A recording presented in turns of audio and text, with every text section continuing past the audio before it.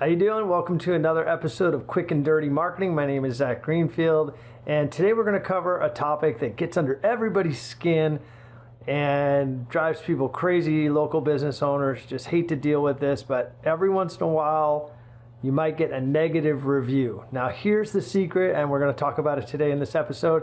Negative reviews are actually a hidden opportunity. So stick with me, and we're going to cover exactly what to do, how to do it, and not get emotional.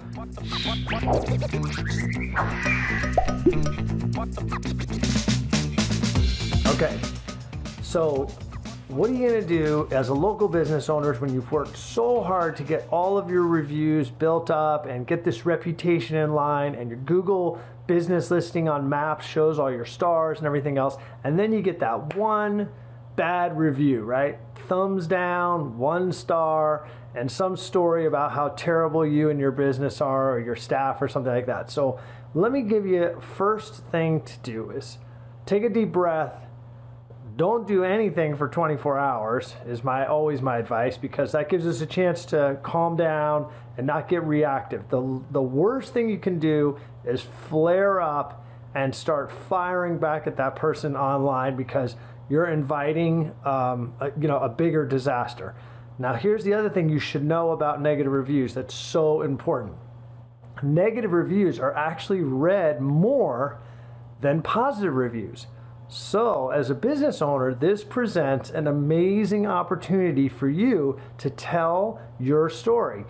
And what you can do, if you do it right, is you can spin this negative situation into an opportunity where you can show the whole world, that's, all these prospective customers, what you do when things don't go right, which from the buyer's mentality is almost as important as what you do when things do go right. So in the back of everybody's mind, there's a little objection to buying from you. And that little objection is, what happens if my order gets screwed up? What happens if my dinner sucks? What happens if I have a problem as a patient, right? So if you're a medical office, what happens if I don't like my haircut, right? How are they going to handle it? So there's always that little objection in the back of your mind.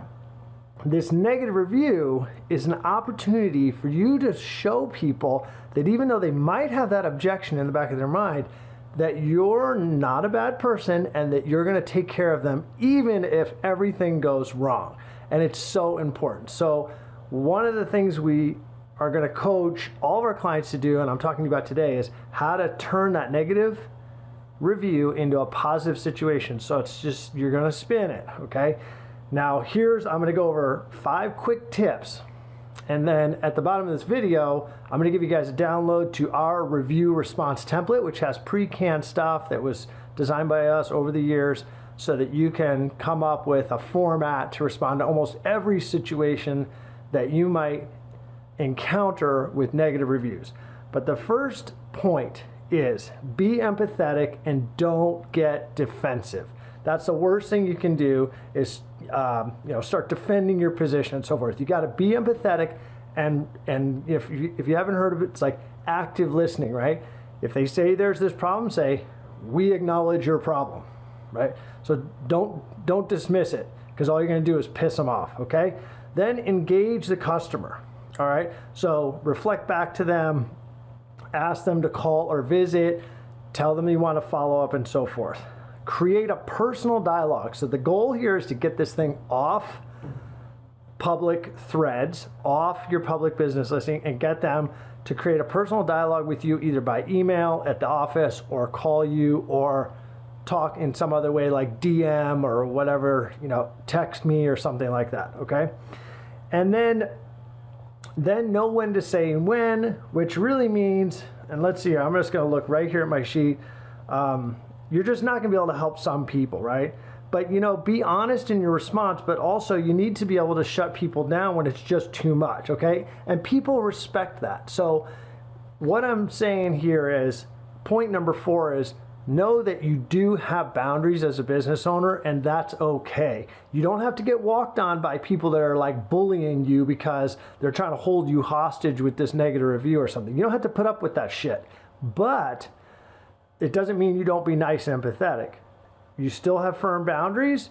No, you can't give them, a full refund, for instance. That might just be a boundary. Or no, they can't come in on Saturday to fix it because you're not open on Saturday. All right. So there's going to be some stuff, and it's okay to have those boundaries, and it's okay to show everybody that you do have those boundaries. All right. Then the other thing you want to do is remediate the situation, right? So acknowledge where you were wrong, tell them what you're doing to fix it, create a personal dialogue where they can solve it directly with you offline, and then offer them something that makes them feel like they're being made whole, right? So a refund, a discount, some sort of offer, or like, we'll take care of you next time, or if you have a friend that we could help, let them know that we'll do it for free. Whatever that's going to look like, that's a way to smooth things over, right? So you'll see that a lot with many companies. Like Amazon's a great example of that. It's kind of like no questions asked. I call it the 100% happiness guarantee. If somebody's not happy with your service, figure out what's going to make them happy. Just make them happy.